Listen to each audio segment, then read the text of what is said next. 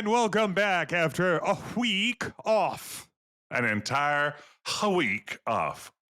That's right. We took the a Tuesday of no significance off so we could drop a podcast on the day after a holiday. Yeah, you see a lot In of your America. favorite podcasts in America. In America. Well, I guess Labor One of our Day is many celebrated. great American holidays. We did The the Dutch labor are movement furious. here. Yeah. So many of your favorite podcasts will be taking Labor Day week off. And we were like, what are you going to listen to if you can't hear your favorite like WTF or Well, WTF is ending. I mean, I don't think it's ended yet, but yeah, I mean, they have a lot of listeners. How many do you think we will get from that podcast no longer sucking at up all the air in least the room? 3,000, and You that's think like so? that's just a crumb. That's just a crumb of the Yeah. WTF. But yeah, a lot of WTF listeners, when it's over, are going to be like, all right, well, I need one podcast to fill in that slot. Mm-hmm. And a lot of them are going to come to us. We're not like saying we're going to get millions of listeners. No, A lot of them are going to go. 3,000 is not that many in the grand scheme of WTF. Yeah, What the fuck? What the fucknicks? Yeah, that's right. Yeah. So how are your cats and your garage, Ben? Well, I don't have a garage, but I do have Mhm. cats, and Yeah. they're fine. They're being very Yeah. cute lately. My orange cat. Oh, and I'm Ben. This is Quest PS_Garrick on Twitch and YouTube. And I'm Jess, Decaf Jedi. I'm that everywhere as well. Friendster, Napster. Or cut. Yeah. But the cats are good. My orange cat has bad teeth.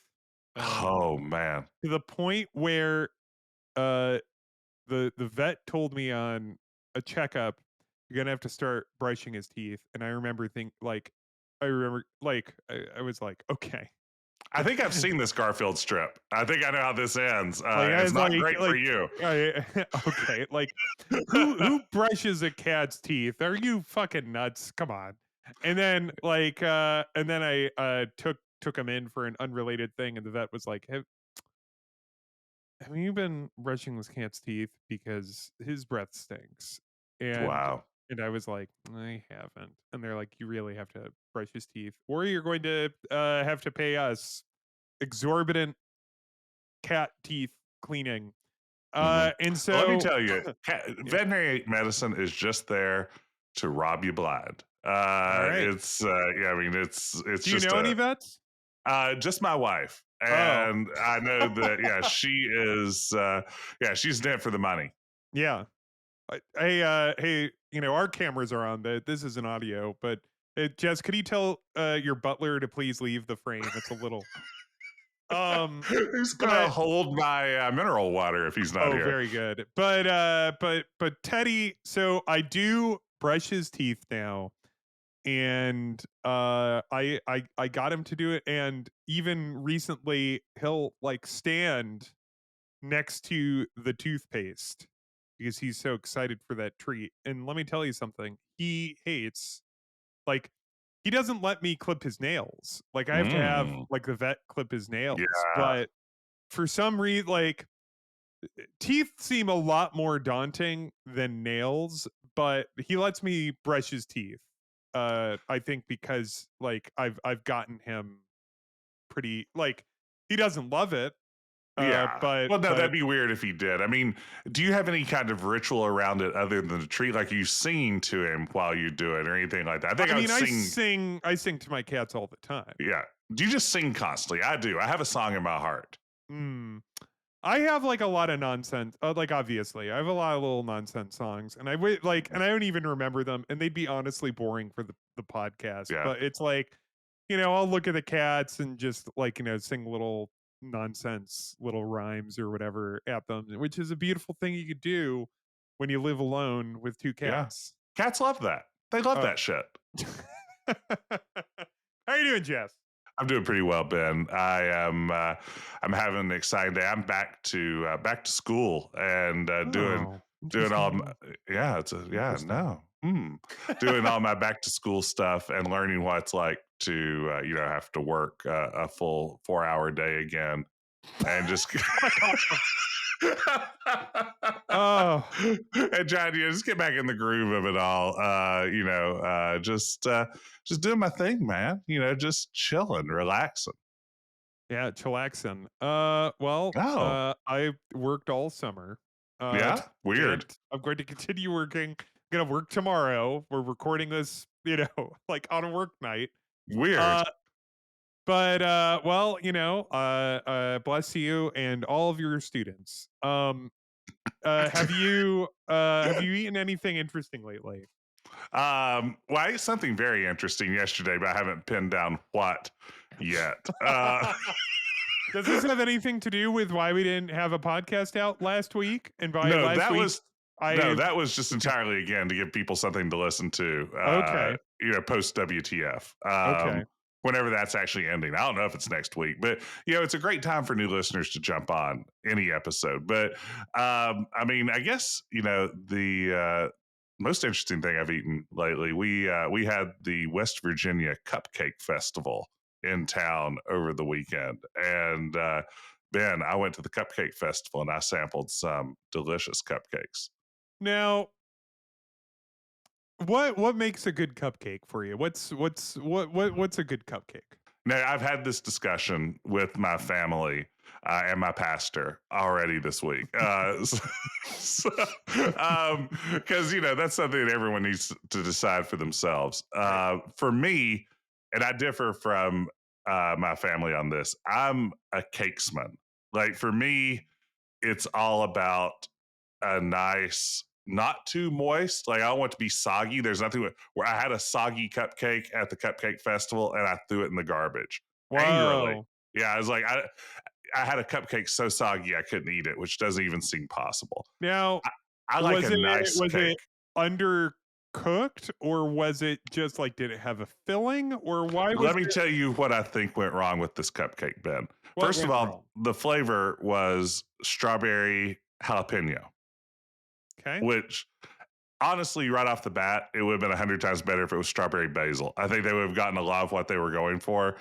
But I think what they did, I'm not sure about this. I think they may have poured like a little bit of the juice from a jar of pickled jalapeno over the Oh, that's completed awful. cupcake. Yeah. So probably just a few drops, like with hoping like for like a soaked rum cake kind of vibe sort of thing, but with basically pickle juice into an otherwise normal strawberry cake. And it just like it was falling apart. It was soggy. It was a mess. It was a disaster. That sounds awful. There's a What reason was they didn't get a ribbon at the Oh, they didn't get a festival. ribbon. No, Okay. the blue ribbon, the number one. I just had a lovely red velvet cupcake there. I'm not even a red velvet guy. Absolutely fabulous, best cupcake I've ever had. Nice firm cake. Now, are you an icing or a cake kind of guy? I mean, I'll prefer the cake to the like icing doesn't do too much for me generally, but I've had great icing. Like I think the thing is that most icing is bad. Yes, too sweet. And no, like it's just garbage. It's just low Yeah. quality. Like it's like too sweet is just part of it. Like it's just bad. Like if you're going to the grocery store and you just get the grocery store Mhm. cupcakes, the cake might be fine. Like it will be acceptable. But that like store like the Betty Crocker in a can frosting, that stuff is just garbage. Like Yeah. that's it's not fit to feed a dog. Like No. it's lousy. Um like Take a that, Betty Crocker. yeah, a home and I mean this personally. And but like a homemade frosting can be spectacular. Can change like can make me a person that will like, Mhm. scrape at like at the bottom of the plate like, "Oh, I got to have a little bit more of this frosting." It's just that it's like it feels like the average quality of a frosting that you're going to get out there is just lousy. Yeah, I would agree. And Ben, this actually ties back to something. I wasn't completely honest a few minutes ago when What? you asked me. Podcast over. I know. When you asked me, like, what kind of cupcake I go for, I mean, this is going to get me into trail mix gate kind of territory. Oh But no. the first thing that popped to mind when you said, "What's your favorite kind of cupcake?" My brain said blueberry muffin. It's like it just came with something that isn't a cupcake, and that is the most annoying answer that you can give to that question. I feel like it's like I just prefer a blueberry muffin, please. I don't I want. mean, I like a blueberry muffin though. I think that I don't care for most frosting, and I would just like I want to go to a sweet muffin instead. Give me like a pumpkin bread muffin over a When cupcake. I know they're different foods. when I was a broke college student and a broke adult graduate, uh, my meal of choice at a place would be a split corn muffin with like a pat of Oh, butter, and that can float you. And usually it was like $2. yeah, that's right. Yeah, I mean, I think I've had that exact treat at like a Perkins before, and gotta tell you, nothing wrong with the corn muffin. A little yeah, pat of butter.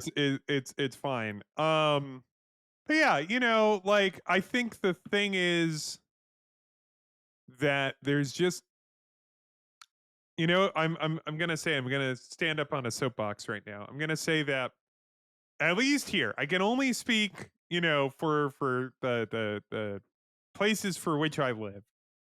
The average quality of cupcakes in this country is fucking lousy.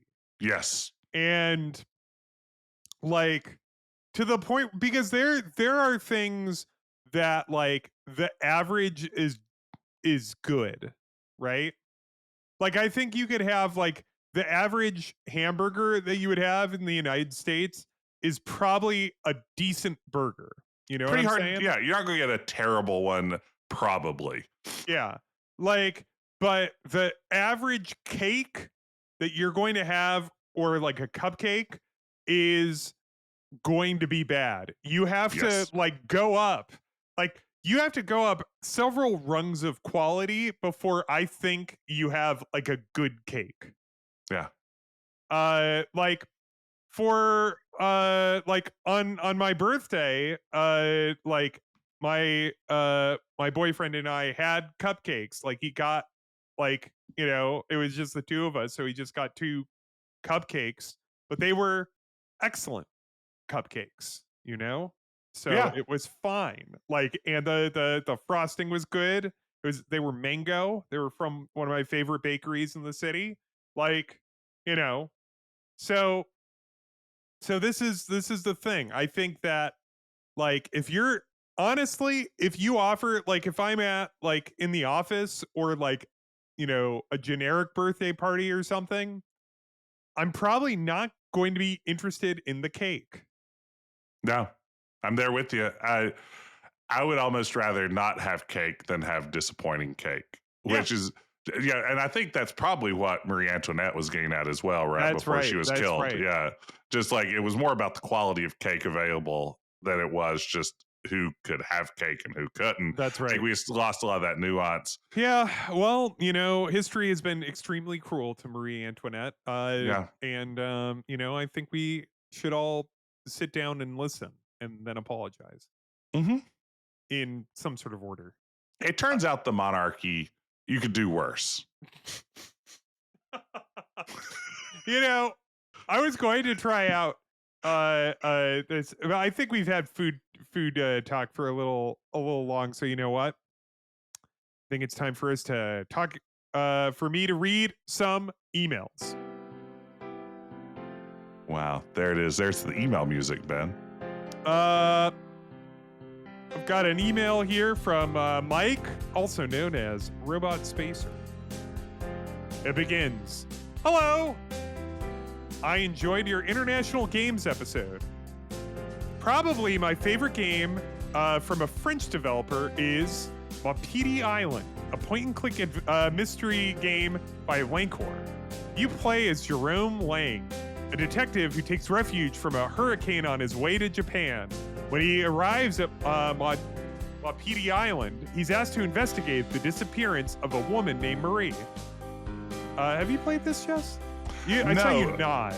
I've never. No, I've seen Mike streaming this on his Twitch channel, Robot Spacer. This, so yeah, I'm curious. Oh, okay. It's like I always say, my pity the fool who hasn't played this game. And this game came out in 1990. Okay, interesting. Like I'm looking at it now. It is an incredibly difficult game, easily the most challenging I've ever played, but it's just as rewarding if you're willing to put in the work it requires. It's common for modern detective games to help you along quite a bit. If you click around enough and try all the dialogue options, the mystery is often explained to you in the end. That does not happen here. You need to piece it together yourself, even speculate to fill in gaps, to understand what happened and complete the game. There are even puzzles that require you to learn things outside of the game you don't already know them. Time is always passing. Mike, this is you're not selling this game to me.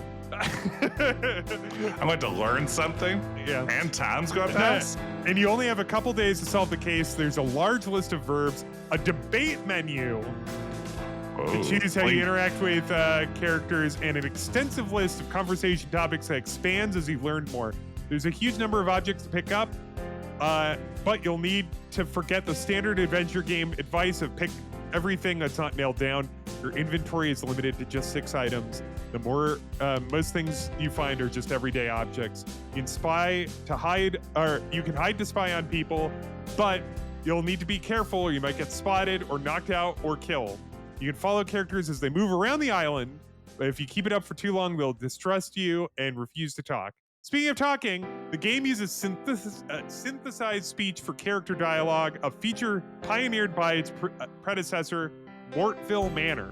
The art is also gorgeous. The color palette of each scene changes throughout the day, not just day and night. There are distinct palettes for early day, sunset, and so on. And they all look great. In the end, the game is more ambitious than it is polished. Yeah, I bet. 1990? Yeah, this sounds like a very complex simulation for... It expects more of the player than most people are willing to give. I spent around 140 hours streaming it. It was absolutely worth the time. Wish more people knew about it because it's worth talking about. And for game devs, it's worth learning from. Mike, Robot Spacer. Sorry, it takes me 2 months to send in an email. It's okay, Mike. That sounds fascinating. That absolutely sounds like a game that would defeat me. Yeah. It sounds incredible.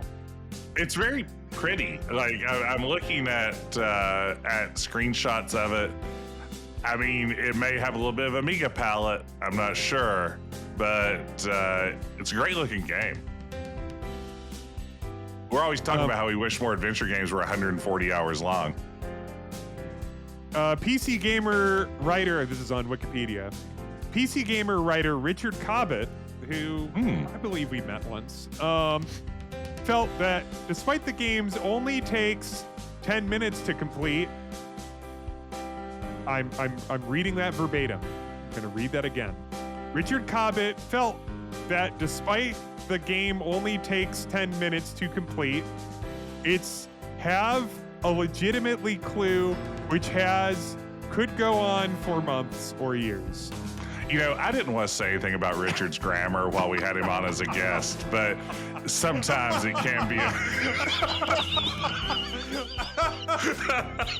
Something tells me that, but maybe a transcription error. I don't know. I mean, this is like maybe it's maybe this is translated like maybe a French person whose English isn't great or something like that. I don't know. Richard, I mean, well, when he talked to us though, he did speak in sentences like that, and I was just like, oh, it's because he's British. Yeah, it must actually be better English. Yeah. All right, we have another email. Thank you very much, Mike. That sounds interesting. And again, like a game that would defeat my squishy brain. Though, according to PC Gamer Richard Cobbett, felt that despite the game only takes 10 minutes to complete, it took you 140 hours to complete. Yes. What has you done wrong? We're gonna have to call up my Wikipedia guy. This is from Yop, our friend. Hi, Ben and Jess. After a recent playthrough of King's Quest VI, I stumbled upon a YouTube video by One Short Eye, who know, highlighting the progress of dedicated gamers to speedrunning this game and finding all sorts of glitches, finish the game as quickly as possible. One Short Eye has several videos on speedrunning out of their classics, including Space Quest 4, King's Quest 1 and 2, or 1 and 3. The King's Quest 3-1 is one of my favorites of his. Yes. And Secret of Monkey Island. He also has one on Conquest of the Longbow, if I recall correctly. It's also very good. And it's a bizarre game. Like, you learn how bizarre that game is under the hood, and you appreciate it even more. Yeah. Like, what a fun title that is.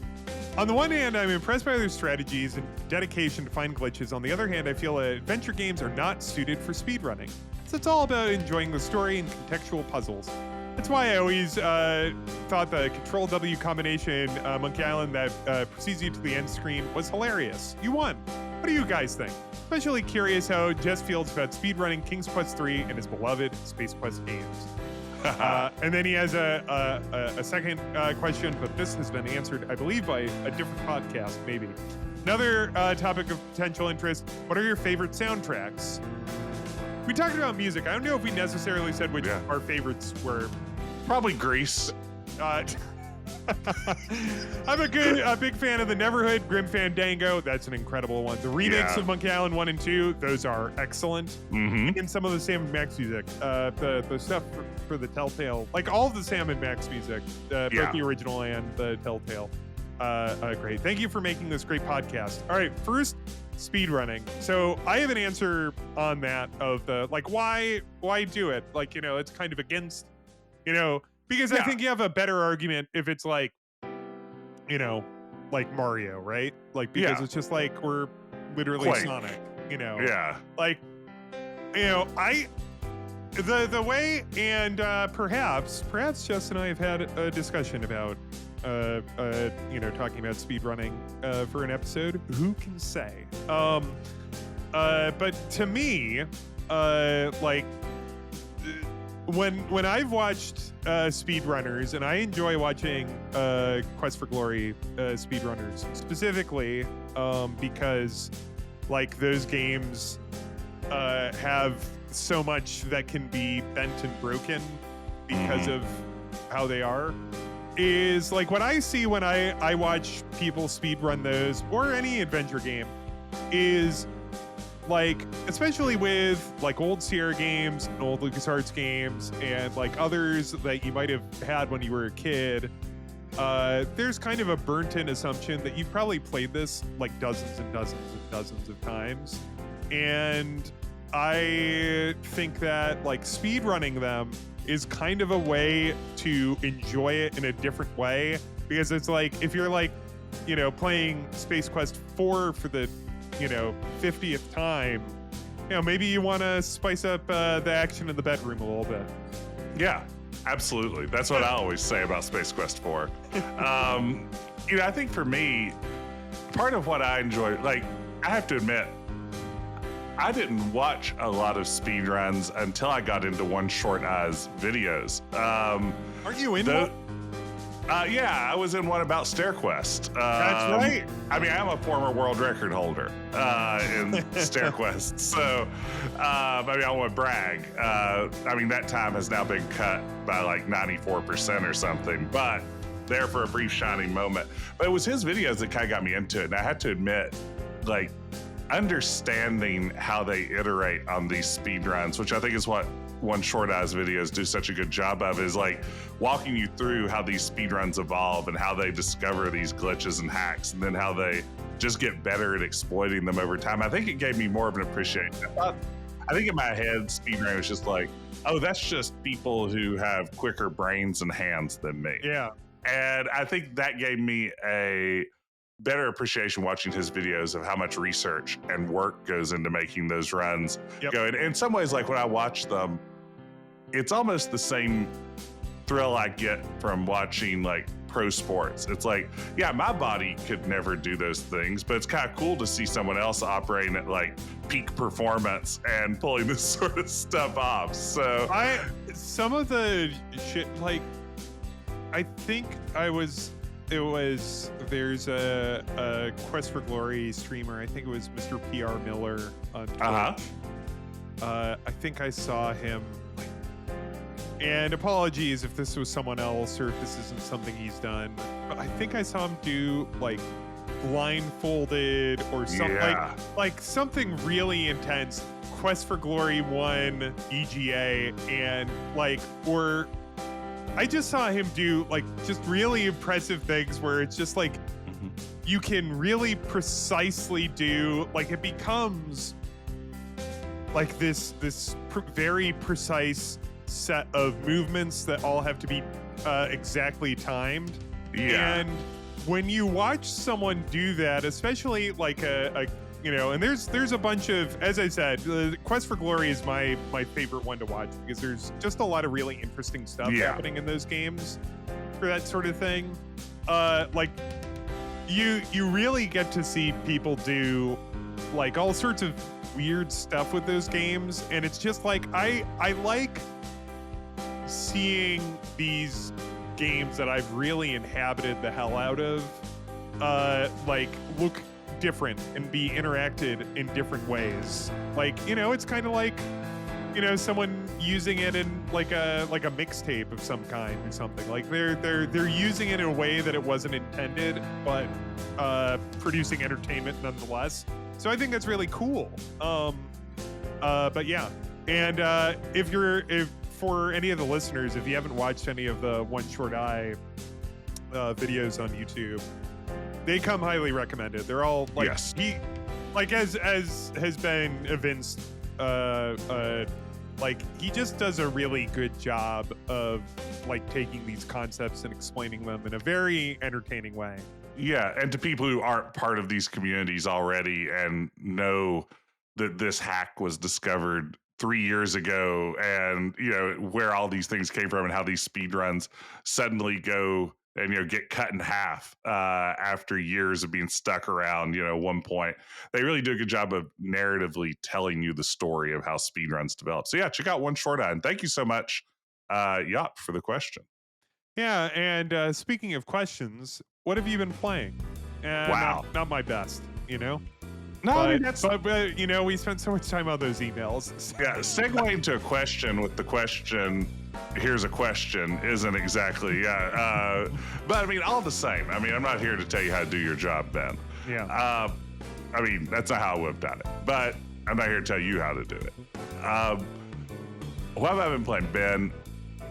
You know how recently there have been all the announcements about the long thought dead, maybe Back from the Dead is the metaphor I'm looking for here. Vampire the Masquerade Bloodlines 2.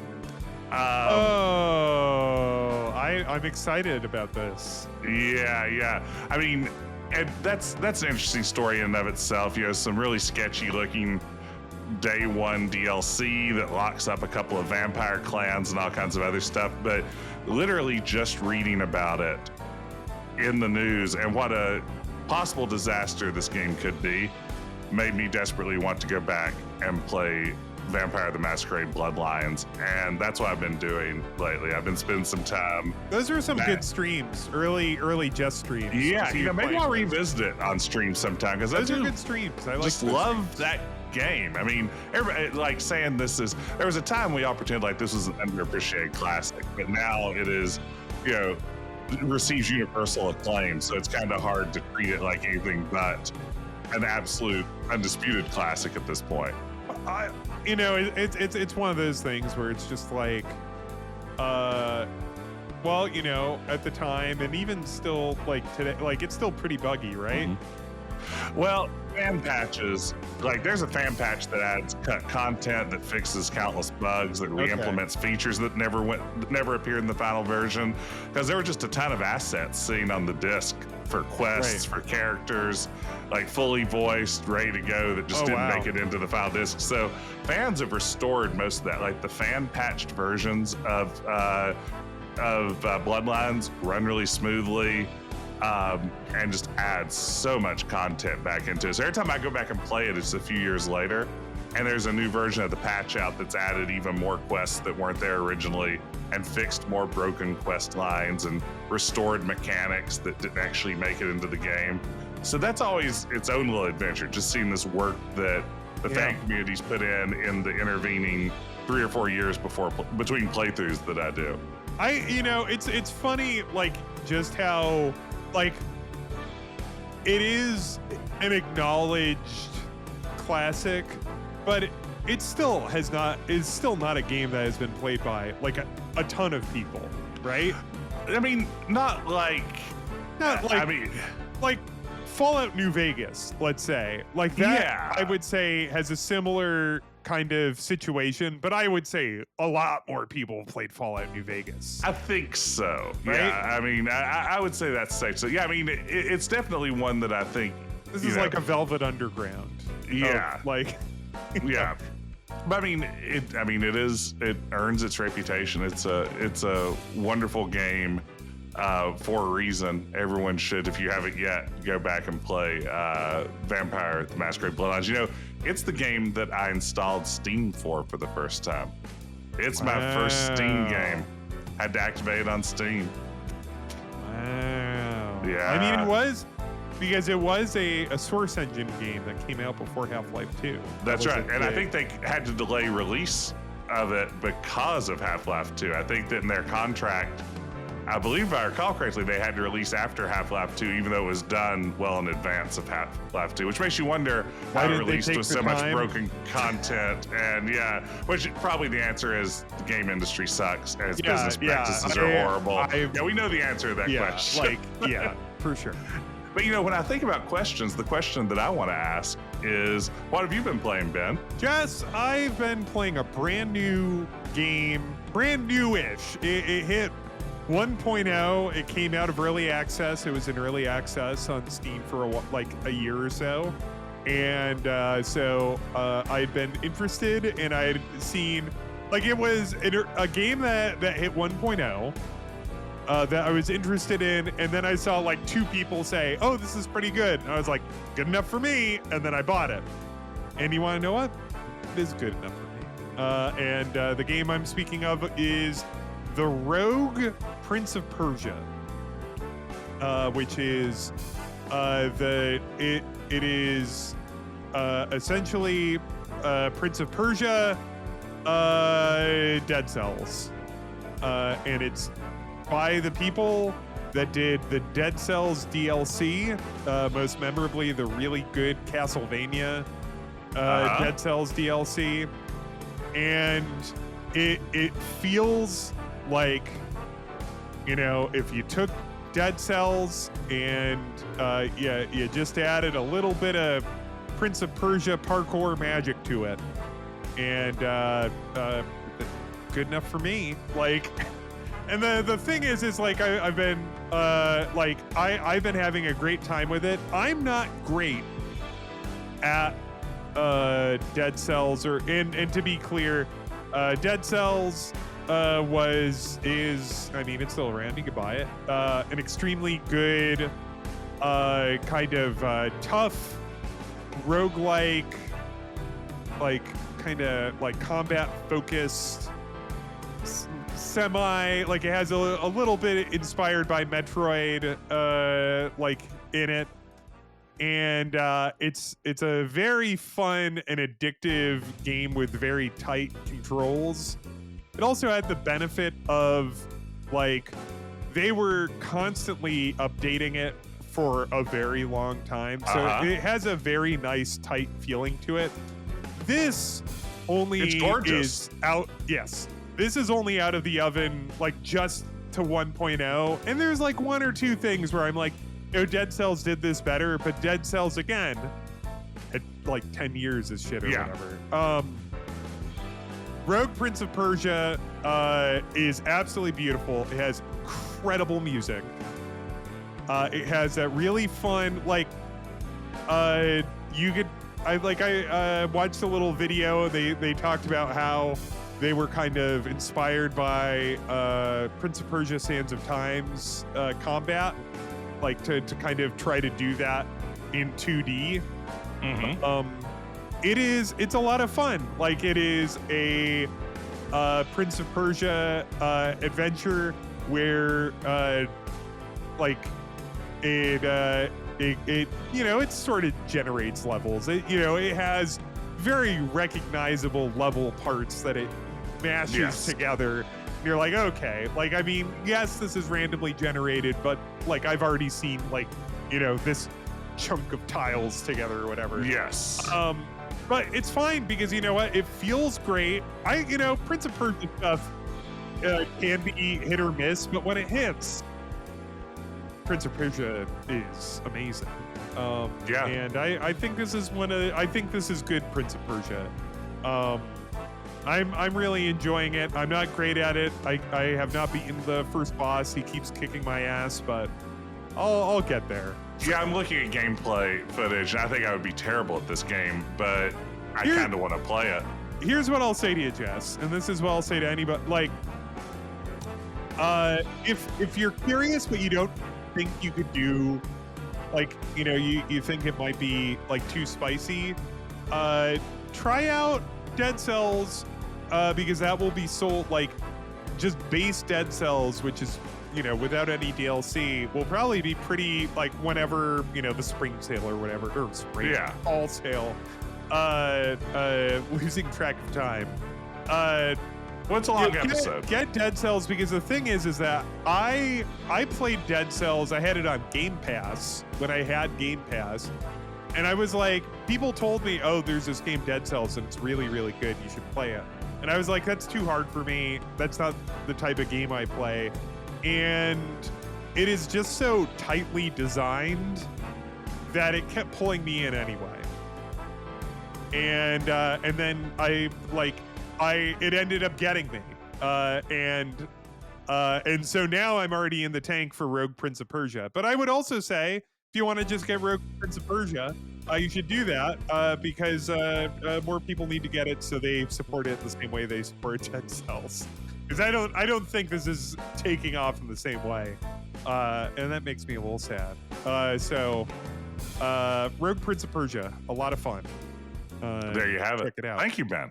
Thank you. Yeah. Wow. We are a few minutes into this episode. Yep. Just like 3, 4. Yeah. I'm realizing, we should probably talk about our actual topic for this go around. Well, you alluded to it a little bit before. When this episode comes out, it will be September 2nd. We'll, be, it is outside right now. Here in the beautiful city of Chicago, Illinois, it is 65 degrees. Ah, beautiful, beautiful. And I was walking around and there was a chill breeze coming off of Lake Michigan. I was wearing a hoodie. There was and that kind of fall air smell was starting to creep in. Oh, this is my favorite season. Like, I mean, it's still the summer, and I know there are those who are hearing that and going like, no, I spit on this. But I love the fall. I'm a autumn's objectively the best season. Yeah, for sure. I mean, there's no question. Keen to wear a hoodie. Ugh. Like, why am I, like, if I could wear a hoodie year round, I would, but there are like several months of the year where I just die. Yeah. And so, since it's, we're at the start of, the autumn, the autumnal, season, we thought it would be time to start, discussing back to school. We're going back to school. We're going to talk about the Rodney Dangerfield film, Back to School. Oh, dude, Jess, I have been recently going to sleep with episodes. Someone just put every episode of Dr. Katz, Professional Therapist, on YouTube. I'm just put a episode of Dr. Katz on, go right to sleep, because it's such a it's a very cozy fall sleep. It squiggles you to sleep. I get squiggled to bed, and I watched an episode. Like, I had an episode on last night that was like they had Rodney Dangerfield, and I felt bad for the other stand-up that was on that episode because like he was it was really funny because he was telling very 90s. It was like the most like kind of bog standard 90s stand-up. He was just like, Uh vegetarians, what the hell's up with that? huh. Would you say that he was as a comedy legend? Was he receiving the respect due to him? You know, I'm gonna say it right now. He wasn't receiving any respect at all. That's his classic catchphrase. Yeah. I'm not receiving any respect. Anyway, yeah, we're going back to school and we are going to talk about when Sierra Online taught us something. We are going to be talking about, in particular, they released 3 adventure games, uh, uh, like to edutain, which would be there were 2 Ecoquests Hmm. and also Pepper's Adventures in Time, and we'll also talk about a little bit about the games, the Dr. Brain games. And hell, Yeah. you know, I'm even gonna throw in Quirky and Quazu's Turbo Science because I played Wow. that. That was a dynamics Yeah. I game. mean, are we going to talk about learning with Leaper? We're not gonna talk about learning with Leaper as What much as about I'd learning love. with Leaper? No, Have you seen Leaper? no. Oh man. What the movie, the Ryan Johnson movie? No, Learning with Leaper. It's Sierra's 1983 edutainment title. You should at least look up the cover art All right, for let's Learning look with this up. Leaper. That's Leeper. Don't go Leper. That's Learning with Leper, and that is a much darker program. Oh my god. Yeah. How do you like Leaper? Ben, could you describe this edutaining figure to me? So if you're driving a car, don't pull out your phone and look at this. But I urge everybody else that's listening, please look up Learning with Leaper, Leepr, which uh, I mean, the box for Learning with Leaper for learning games for ages 3 to 6 is a giant like eyeball lidded green with like uh full legs that are striped and then wearing like kind of a like would you say like a Converse sneaker? yeah. Maybe some British Knights. Yeah. I'm not sure, but like when I see this, like the first thing that I think of is like a piece of concept art from Monsters Inc., like of an Mm, early Mike Wachowski, and like a yeah. Disney animators written beside it in like big red letters, no, with 3 exclamation points. And it's like a go back to the drawing board. Kids don't want to see this walking around green eyeball. This is the wrong walking around green eyeball.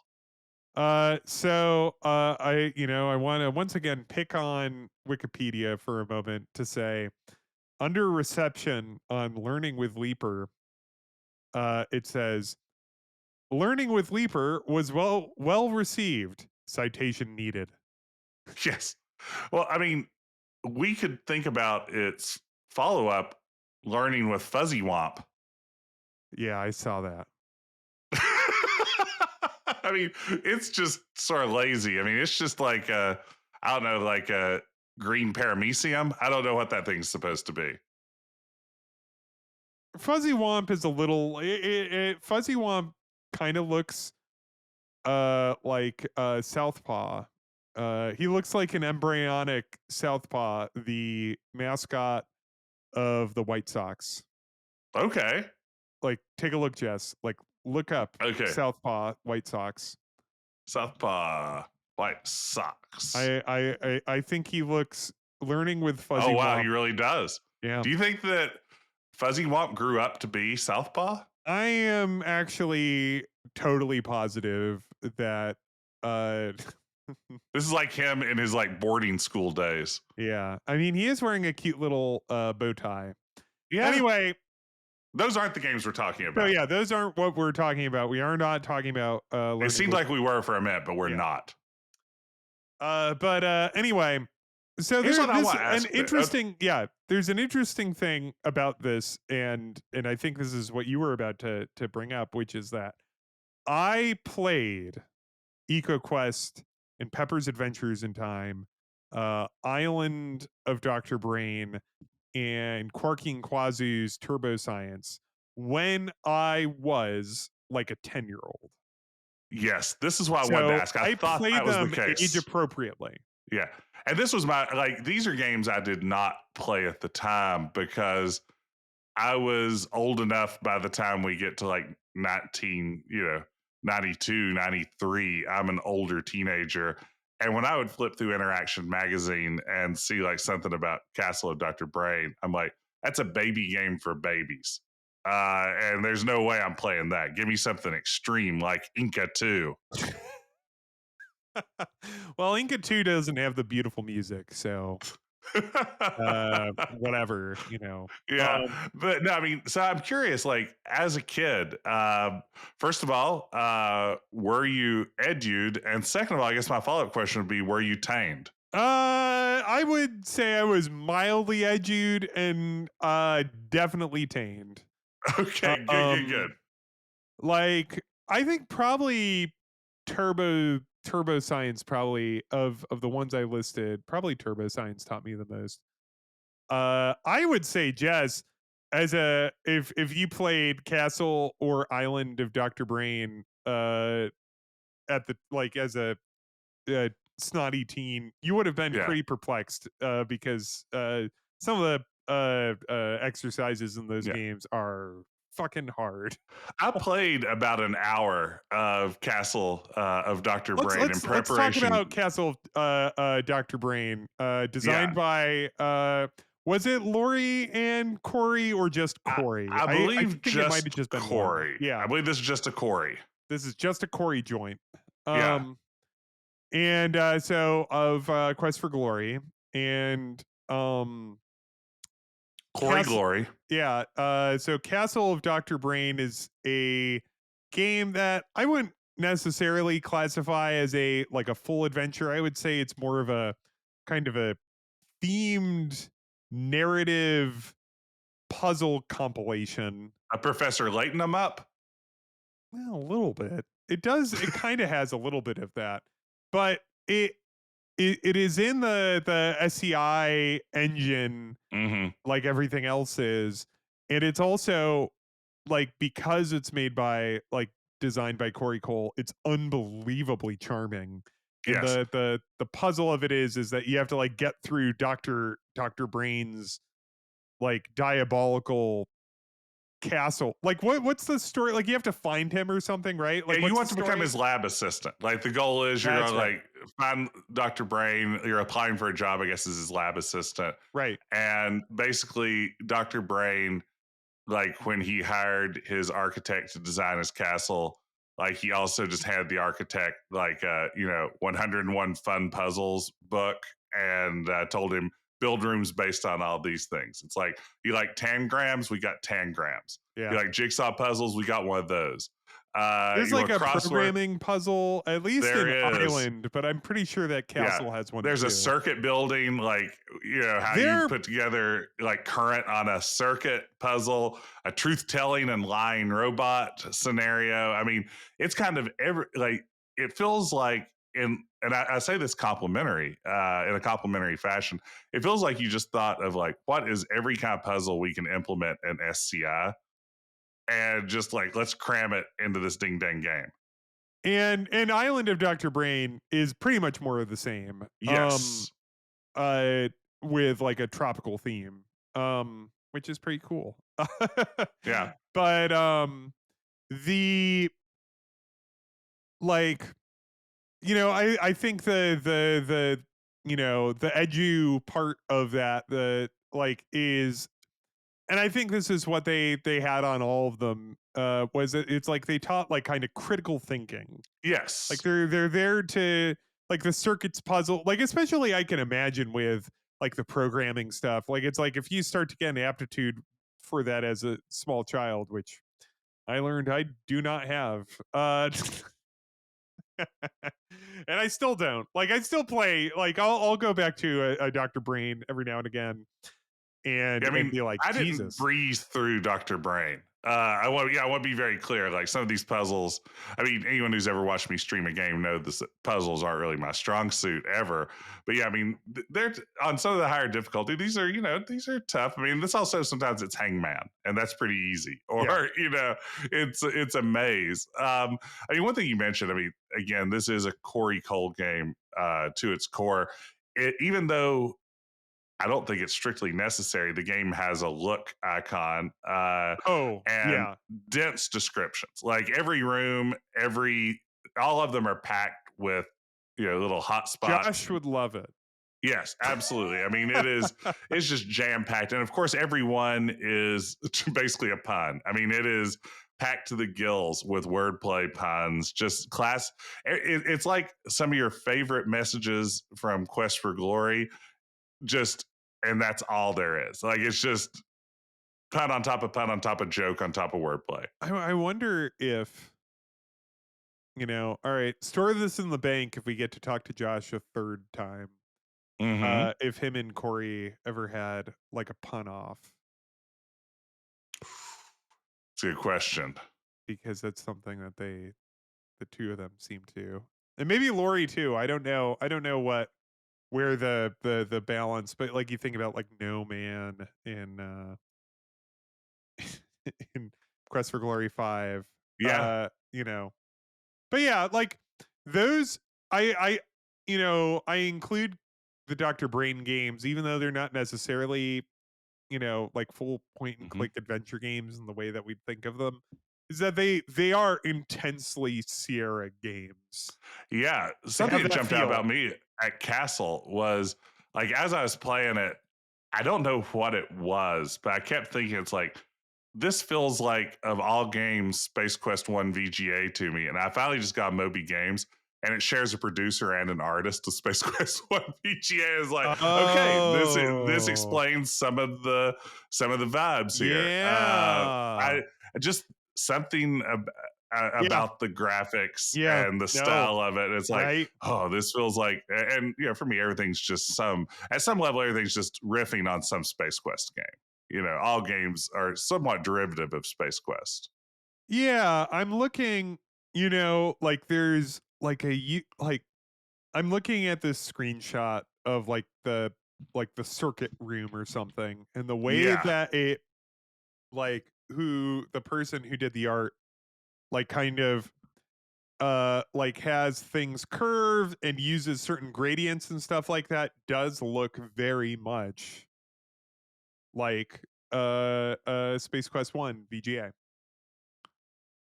yeah. Like the planetarium scene really sells it. Like to me, that one looks like some Space Quest One VGA. So, but I mean, that's beside the point. I really enjoyed Castle of Dr. Brain. I found it quite charming to go back and visit as an adult.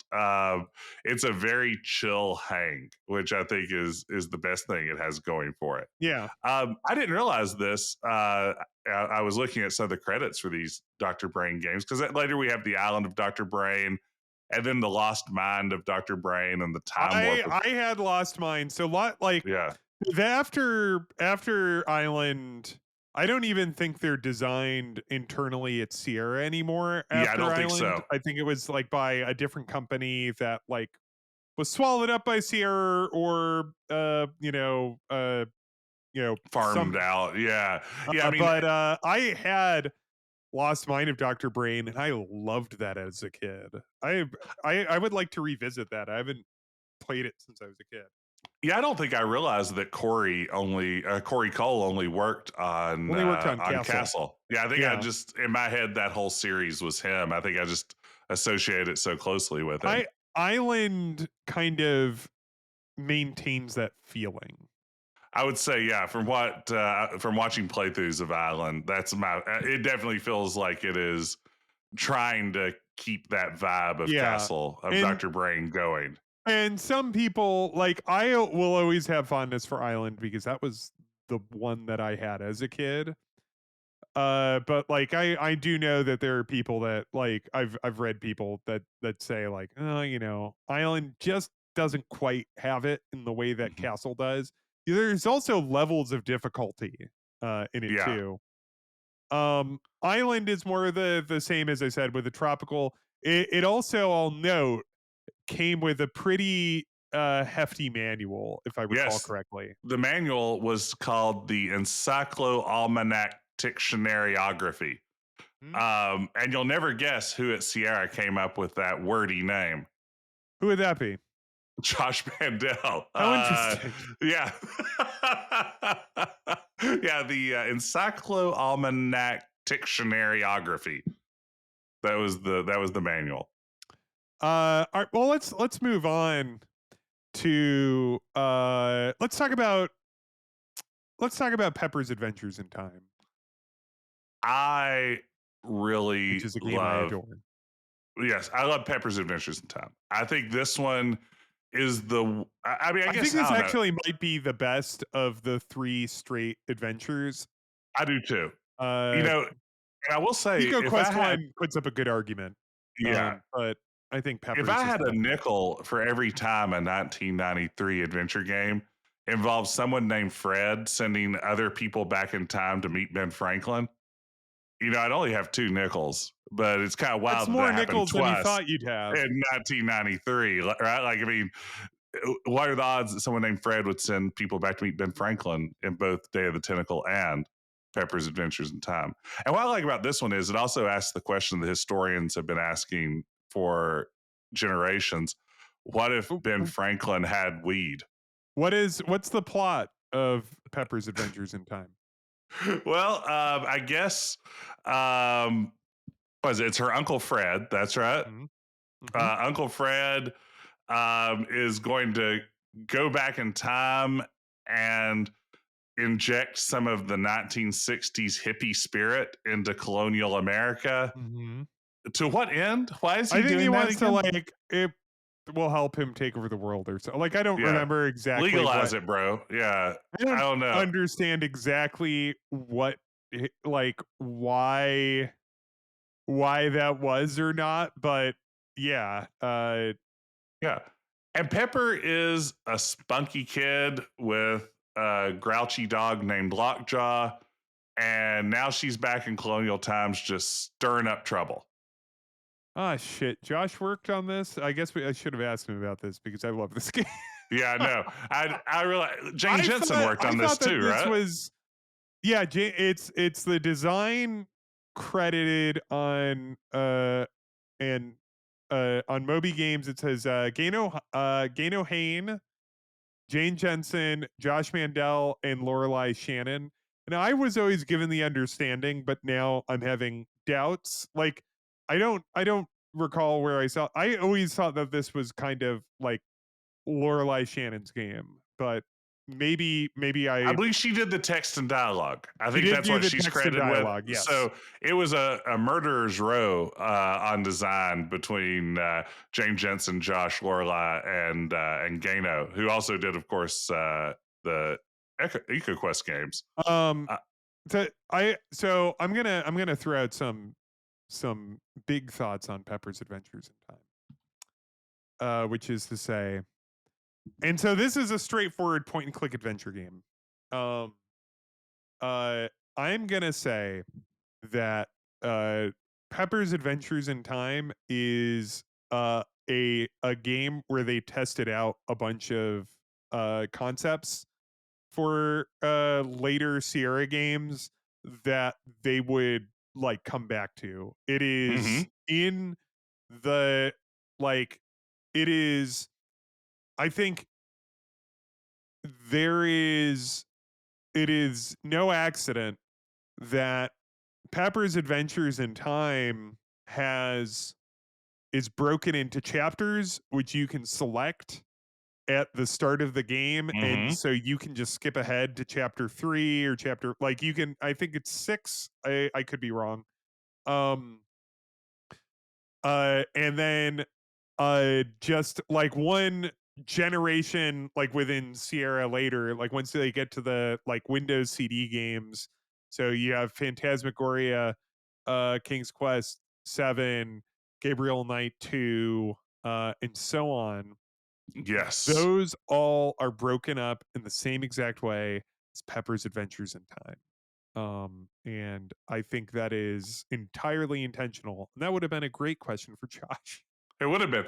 Maybe we'll get to interview him again someday. Yeah, well, But yeah, I mean, and you get the feeling too. This was probably a proving ground for a lot of these designers as well. You know, I feel like this is a game that they were given their chance to, you know, start making their mark as well. But I find this game so charming. The truth icon, I yeah. think, is brilliant. This is something that, you know, on the one hand, you So know, what is Pepper's, what is it? yeah, Pepper's back in time.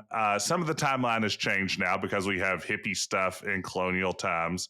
So that's messed thing like Ben Franklin's hanging out in a hot tub and stuff, if I recall. Yep. And then there's also just, you know, regular colonial stuff happening alongside that. You have an icon in your icon bar called the truth icon. And when you click it on things you see on screen, it tells you whether or not it is historically accurate. So some of them are just like, no, clearly this is an anachronism. This doesn't make sense to see this in colonial times. Other times it will tell you the truth about misunderstandings about how colonial times worked. Like you see a guy in a pillory and it tells you like, you know, the kind of what the popular perception of those sorts of public square punishments were versus the reality of it. So in that sense, it is very edutainable, Yeah. edutational. I don't know. It definitely offers kind of a neat insight into sort of playing with history. I mean, this was supposed to be the first game in a series of twisty history. Ends on a cliffhanger. Yeah, Drove me which nuts as a kid. yeah, it's a bummer because I mean, this one I feel like I mean, there's a lot of gas in this tank. I feel like even more so maybe than Dr. Brain. You could really just pump out a few more sequels of this one and get some good results out of that. Yeah, I like also you get to at one point like at a couple points I think you get to control as Lockjaw the dog, Uh and huh. Lockjaw has his own set of icons and verbs, like he can chew and dig and like bark, and that's just fun. This is like Pepper's Adventures in Time is such a charming and sweet game. Yes. And like, you know, I'm not going to say that it's like hard, but it has like interesting puzzles in it. Like, you know, it it isn't it treats the audience seriously. Like by the time that I played Pepper's Adventures in Time as a kid, I already pretty much knew everything in the game, but also I grew up in like New England, Oh yeah. where like, you know, a field trip to a like a colonial town was like a thing you would do if you grew up in Connecticut, where like a bunch of people are walking around in tricorn hats and, you know, Right. talking I about mean, the I grew up whaling in industry. Virginia, so Yeah. yeah, colonial history there was like the thing as well. So I've yeah, never you been can't. to Williamsburg. I've never been Didn't to you go to colonial. school near Williamsburg? I went That to I went to a school in Fredericksburg, okay, okay. which a lot of people. So I, this is very fascinating. I went to the University of Mary Washington. The school in Williamsburg is William and William and Mary, Mary. Yeah. and a lot of people get those two mixed up, Mhm. and that's often to the benefit of if you're a Mary Washington student, because William and Mary is a considerably better school You know, I that I spent a would lot of never time. ever get into, Yeah. to be clear. This is Pepper's Adventures relevant, I think. I spent a lot of time as a kid, like stating on numerous occasions that my dream job someday was to be a historical reenactor in Williamsburg. Like that's what I saw for myself as a potential career was someday like being one of those people in a tri-corner hat. Or I don't think I have what it takes to be a blacksmith. I don't think I You could have just actually hurt yourself. yeah, and I You don't have probably the have to raw sign a waiver. yeah, I don't have the raw sexuality to be a Oh, like that blacksmith. sexy blacksmith in Return to Zork. Yeah, or that sexy blacksmith in Simon the Sorcerer. Or or that that sexy sexy black. blacksmith in Quest for Glory 2. Yeah, that's a sexy blacksmith. All right. Here, I'm Yeah, gonna read. no, I'm looking on. I've got Moby Games open for Pepper's Adventures in Time. This is what it does. Learn about Ben Franklin's life. It does. Check. Ben Franklin's experiments. check. Yep. And Reading then for what? reading. Yeah, like sure. Mhm. Problem solving skills. Yeah. Sure. And then logical thinking, which I feel like those two. Now we're starting to get into the fillers. And then it says and much more. It does Uh, all those things. but I'm gonna say if you like are a fan of Sierra games and you haven't played Peppers because it's kids stuff. It's like this isn't. It's not gonna blow your mind or anything. It's not like this hidden and lost great classic, but it's a very it's a fun in its own right. It's a very fun adventure game. Mhm. And it's worth checking out if you want to see if there's something else in there. I would really recommend it. I think it's a lot of fun. Yeah, something I find interesting about it too is I think it's reflective of what at the time, and I'd be curious to hear if this is something maybe I've cooked up in my brain or if you've seen it too. It felt like Sierra was toying with a bit of a new house style for some of these more cartoony Yes. like Very you see it. 90s Yes, yeah. geometric-y. Yeah, it reminds me almost of a cleaner version of the kind of geometric animation of something like a Duckman or something like I think it's that. old this kind of Pomo, this postmodern Yeah, 90s style. Yeah, like Duckman because you yeah. see I think you start to see characters because they experiment. You see it in a couple places. There's Yeah, Jones also in the Fast Lane. yeah, you also see it in I think one of the Christmas cards. Yes, yes. And then Like I think maybe one of the Hoyle games plays with this a little bit, doesn't it, with some of the characters? yeah, like Yeah, they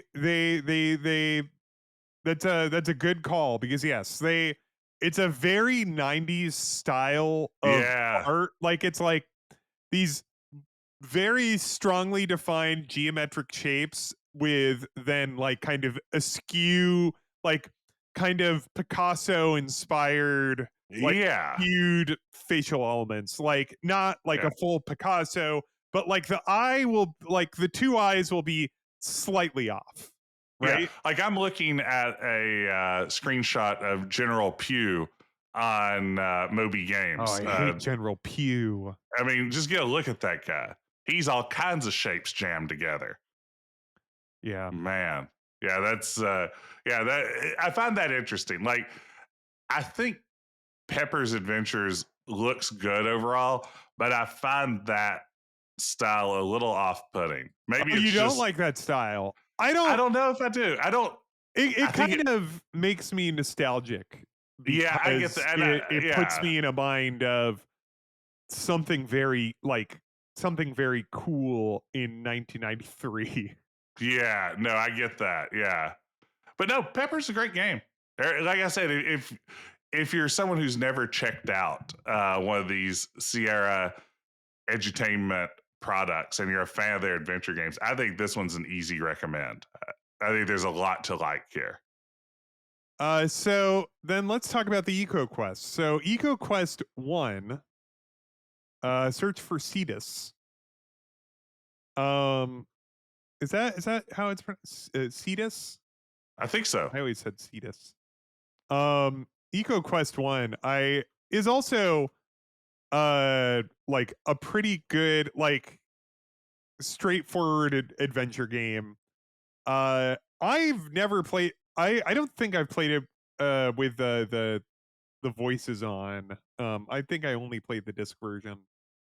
Um but let's see here. I believe that the designers yeah, so this is Gano Hain again and Hmm. Jane Jensen Yeah, and Gano Haynes just those two. Yeah, was an elementary school teacher, I believe, who Oh, I Sierra didn't brought in know to work that. on. Yeah, she had background in education, Oh, and how interesting. yeah, brought that to the table, and has since gone on to work on a bunch of other uh, educational products and other products aimed at kids. I think she like worked on at some point like an NSYNC game called like NSYNC Get Them to the Show or something like that. Yes.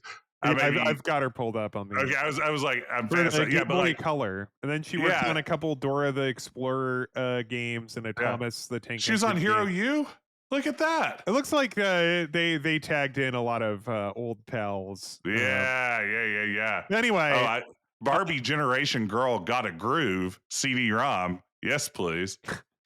but, EcoQuest, I think what EcoQuest 1 really has to offer for it,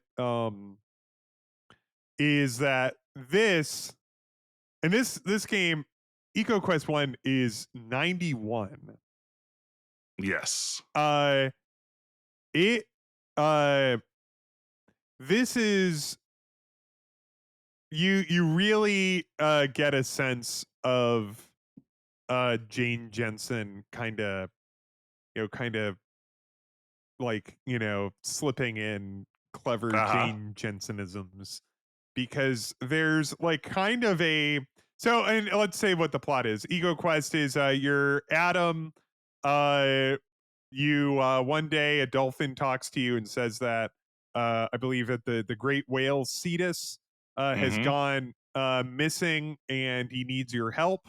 And so you go with Delphinius down into like underwater into like this world of sea Yeah. sea life and Under the sea.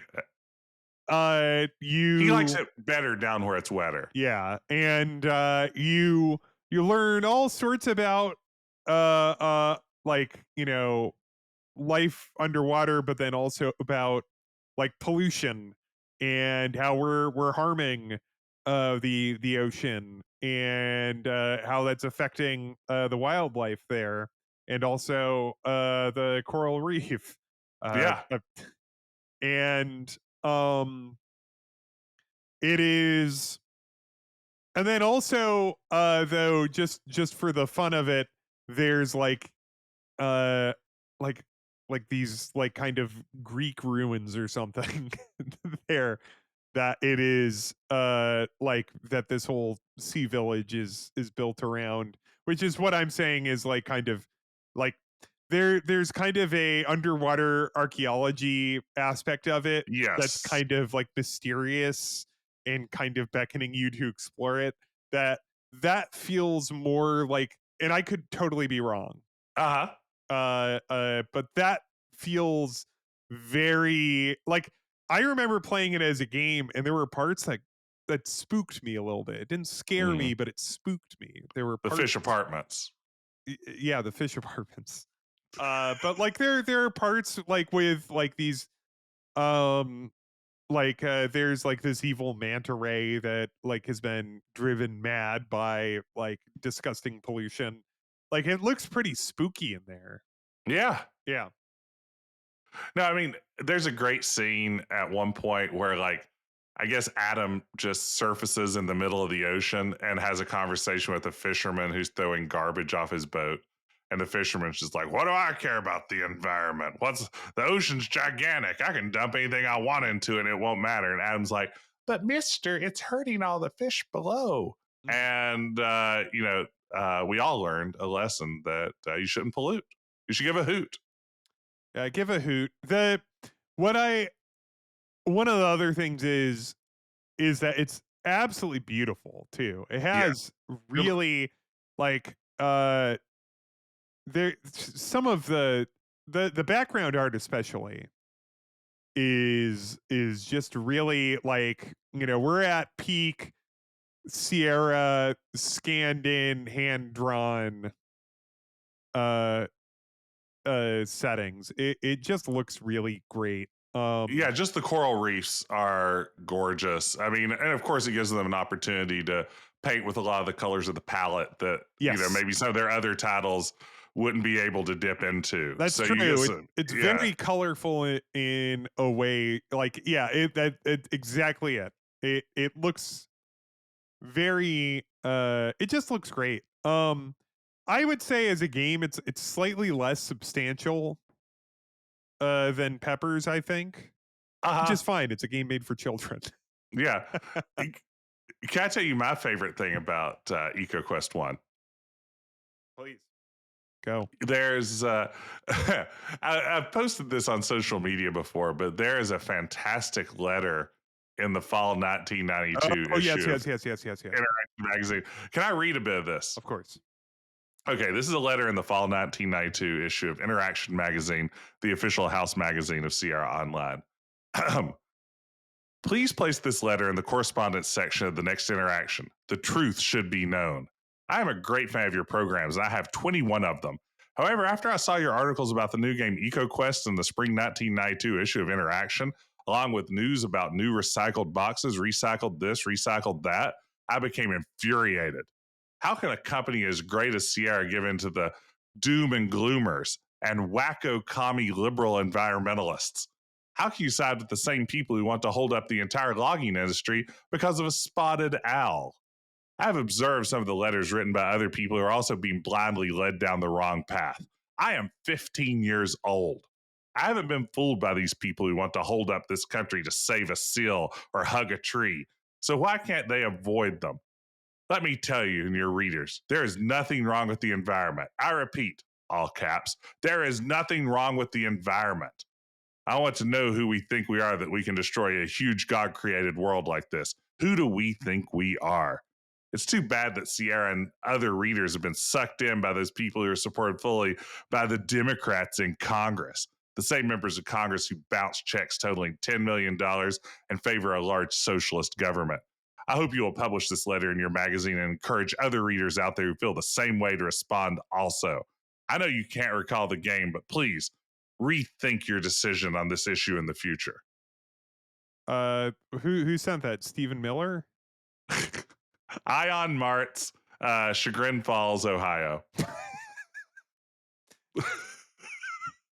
I mean, that's amazing. I mean, it's like that is 1992 in I'd America. hope that this young man has ended up changing his mind, but it's certainly possible that he works for the current Yeah, he could be government. the undersecretary of the interior now, Yeah, or something like he that. could Yeah. be in charge of the EPA right now. Is that a bit? I mean, and Sierra, to their credit, after running this large like rant from a 15-year-old, John Williams, president of marketing, responds, "As long as we keep getting letters like this, we'll keep making games like EcoQuest." And they made two. Yeah, they made one more game like that. Yeah, so I guess they got one more letter like that. Yeah. Now, so EcoQuest 2, Lost Secret of the Rainforest. And these are, we can't talk about also EcoQuest 1 and 2, like ocean and rainforest, without also talking about how those were like kind of major environmental causes. Yes, that Of was like the shorthand of the environmental movement at the like time was save the ozone whales. to like Yeah, EcoQuest 3, he would have yeah, been in space looking at the yeah. ozone. That's right. That's right. I mean, and by 1989, we'd already begun solving that with the Montreal Protocol, Mhm. limiting the chlorofluorocarbons that we were expelling into the atmosphere. Yeah, that's held up, Ben, still today as the greatest example of international cooperation in the modern era, the Montreal Protocol to end the hole in the ozone. Is this something that you teach in your class? No, So I just how know do you this, know Ben. that? I just happen to know this. I just happen to know a lot about the Montreal Protocol. Cool. No, yeah, I mean, this is something I teach in my class. Yeah. Yeah. So Lost Secret of the Rainforest, EcoQuest 2. It's just not as good. I'm sorry. And it it's just Gano alone.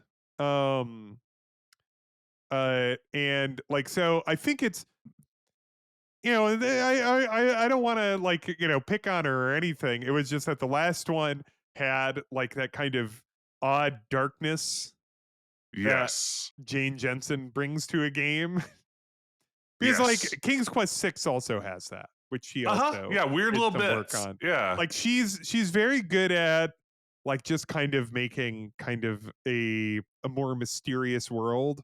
Lost Secret of the Rainforest is fine, but it's a I would say it's ultimately pretty forgettable. It lacks that certain something that uh the first EcoQuest has. It also slightly, it doesn't entirely have that Pomo style that Peppers has, but it Uh-huh. does have something It's of stylized a more than the first game was, certainly. yes. Yeah, I mean, it is. Yeah, it's definitely a little bit of a different look, and one that I don't think is quite as successful as. No. And again, it's a lot different palettes. Now we're back in like forest greens and a lot of muddy browns in this game, which the last game had like neon coral reefs and some really more beautiful settings like that. I mean, this one's interesting in that, I mean, on the one hand, you mentioned before, it's like, at the time, ozone layer, save the whales, deforestation in the Amazon. Those were our big sort of environmental issues that people are focusing on. This engages really thoughtfully with deforestation. It tries to engage with the rights of indigenous peoples as well, with varying degrees of success. I mean, I think this falls into that He sort of tried. category of 90s well-intentioned, Yes. not mean spirited No. sort of handling. So yeah, nothing there that I think I would hold against it necessarily, even though it may not be the story we tell exactly the same way today. No. But it's grappling with some interesting stuff. I mean, it's probably for a kid who played it at the time. I imagine they might be challenged to think about the deforestation and indigenous peoples in a way maybe they hadn't up to that point. So I imagine this one, yeah, there's room to be edued in this. Is there room to be tamed though? Yeah, the tame value, I think if I had it as a kid, I probably would have enjoyed it okay. Yeah. Um if this is I remember as a kid, I enjoyed the first EcoQuest enough that I asked my mom to buy this Lost Secrets of, like, because I wanted to play this. Uh huh. And it was already like discontinued by the time that Wow. my mom called Sierra to order. And so I Hello, just assumed Ken. that they did whatever, like, short first run of it, and we're just like, Yeah. okay, yeah, Remaindered it out from good. there. Yeah. Uh, which is a shame. Like, I'm not as enthusiastic about this one. Like, I would say EcoQuest 1 and Pepper's Adventures in Time and also Dr. Brain are worth revisiting. This you don't have to unless you feel that you have to Yeah. play everything. I have Like, to it's not say, my bad. It's whole just experience with EcoQuest is also like the first time I experienced these games was watching you stream them. And I feel like in the context of watching your streams of these, they almost became the story of Adam's dad as much as oh, they did. well, yeah. Yeah. I mean, who seems a little, I think, especially in the second one, he's pretty neglectful, right? Of his kids, like, have fun in the Amazon, son. I've got work to do. And I mean, he's just like off on his own. I don't know. Maybe it was more dangerous to be at the bottom of the sea with a talking dolphin. Yeah, in EcoQuest 2, Adam gets like separated from his father. Like, yeah, like in the plot of it is it's like you have to stop these evil guys destroying the rainforest. That's the story. Yeah.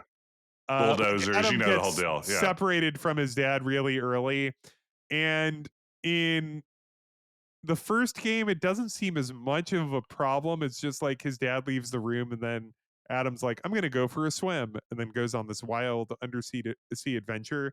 But in like EcoQuest 2, like they're in a foreign country and they're on a trip together, and like Adam's dad like has, like, if I recall correctly, like a customs problem or something, Yeah. and like just is like trying to handle that, and then Adam wanders off Yes. and like gets separated from his father into the rainforest. And I remember like playing the game and being like, this is, I mean, I guess also like a kid vanishing who says he's going for a swim is also quite terrifying.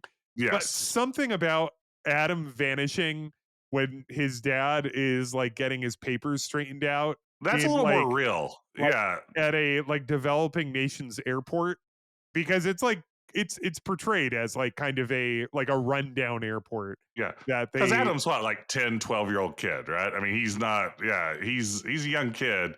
Yeah, I mean, you could just imagine the first game at the Talking Dolphin. Maybe that's just a dream sequence with Adam, but this one feels very real. He's just like separated from his dad and I wandering mean, you around the don't see forest. his dad at the end of EcoQuest 2. It's just kind of like, all right, just saved the rainforest. And And he did. It turns out, hasn't been a problem since then. All these logging companies gave up after playing EcoQuest 2, yeah, so problem solved. we're all like, yeah, that's that. So yeah, I mean, you know, I I have such a soft spot for these games. Like as I said, I played them. I mentioned already also Quarky and Quazu's Turbo Science, which is like a dynamics like kind of science quiz game set around a race, and it's in that Wally Beamish engine, like that same one they Yes. use for all the dynamics games. Yeah, I think Turbo Learning There Mega was Math another was Turbo another. something which I never Yeah. played. But it has a great dynamics, like kind of cartoon, like art in the Yeah. same way that like the Beamish game was. And then also, like it has like the dynamics started to really coalesce around a couple tunes that they like to use, because you start to see it, or maybe more specifically Jeff Tunnel, Yes. like you start to hear those tunes and then they show up in the incredible, like every iteration of the Incredible Machine, and then like a bunch of the 3D Ultra games, all of which were Jeff Tunnel uh games. I wonder what he's up to. Can we find Jeff Tunnel? Yeah. Like, Where is Jeff Tunnel these days? he hasn't. His last three credits listed on Moby Games are special thanks, and so the last thing that he actually has a credit on is in 2006. Puzzle Um, Poker. puzzle poker, Puzzle Poker. puzzle poker. Um, You hear about this Puzzle hey, Poker? Paul, but yeah, I mean, I don't know. Turbo Science is a lot of fun. It's very like if you've played any, like if you've played Wally Beamish or you've played The Incredible Machine, you just kind of get that. You get the vibe. You Yeah. got it. You got it. You got it. You know what I'm talking about. You got it. But anyway, Catches drift. in summary here, it's just like I think the idea of point and click adventure games that are like maybe like half edu, or even maybe 40% like Yeah. educational, and then 60 percent like just kind of fairly not that hard Yeah. adventure game is really good. Like again, as a kid, I loved it because it was also a game that I could like solve, which I Yeah. had a lot of difficulty with. Yeah. I mean, I feel like as a genre, adventure games make a good platform for some light learning. Like I feel like the genre tropes of how adventure game puzzles tend to be designed and how they spit out narrative at you and everything feels ready made to throw a little bit of learning on top of. It just, to me, that's a very reasonable match. And I think, yeah, to with varying degrees of success. I think maybe the one that does this most elegantly, balancing out being a pretty fun adventure game and a pretty educational experience. I think Peppers for me is the one that works the best. But I mean, all of these in their own way hit at that, and it's an interesting experimental approach to like what you can do with an adventure game. And I mean, it's and got fun then CCR playing with this at the time. yeah, and like a couple years, like we'll like there's the really great Humongous. Like Yeah, Humongous took this idea and then ran away with it. Those yeah, games, like I've only so those at that point, I didn't play those as a kid, but I know I would have loved them as a kid. And I've talked to people who played them as a kid, yeah, adored them. yeah, Um, but like perhaps we will talk about those, but I have to play. I've only played two of the Freddy Fishes. I would be interested in checking out um like any the other the yeah. other I played a little ones. bit of Spy Fox at one point, Pajama and Sam. and what Putt Putt I guess was their big one. That was Putt their Putt was like for the youngest, I think. Yeah, I think I had that as like a CD-ROM demo with some CD-ROM drive I bought, and Mm, I was like probably 16 or 17. I loaded. I was like, yeah, that definitely is multimedia, all right. mhm. But possibly I'd aged out of the demographic for it. So maybe today I could go back and be like Putt Putt. Now that I have the wisdom of adulthood, I could see the value in it. Mhm. But yeah, I mean, uh, I'm interested in checking those out, and if you have a Hmm. favorite edutainment adventure game, uh, and if there's one of those humongous games that you adore, Hmm. shoot us an email at questquestpodcast@gmail.com, or let us know on our Discord or in the comment section Yeah. on Spotify. Yeah, reach out to us, edutainimals. And thank you so much for listening. Please give us a 5 star review. Yeah, and if you're having trouble with that, learning with Leaper can help you learn to count to five. Yes. Yeah, so check that out first. And be sure to join us next week when Jess will explain in detail the Montreal Protocol. We'll be there. Farewell.